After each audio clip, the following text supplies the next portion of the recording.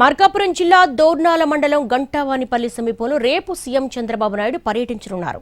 అయితే హెలీప్యాడ్ వద్ద విధులు నిర్వహిస్తున్న ఓ మహిళా కానిస్టేబుల్ తీవ్ర అస్వస్థ గురయ్యారు. ఆమె అక్కడికక్కడే కుప్పకూలిపోయారు. గమనించిన తోటి పోలీసు సిబ్బంది వెంటనే ఉన్నతాధికారులకు సమాచారం అందించారు. మార్కాపురం జిల్లా ఎస్పీ హర్షవర్ధన్ రాజు వెంటనే సంఘటనా స్థలానికి చేరుకున్నారు. మహిళా కానిస్టేబుల్ పరిస్థితిని పరిశీలించి ఆమెను పోలీసు వాహనంలో వైద్యం కోసం హాస్పిటల్కు తరలించారు. ప్రస్తుతం ఆమె ఆరోగ్య పరిస్థితి నిలకడగా ఉందని అధికారులు తెలిపారు.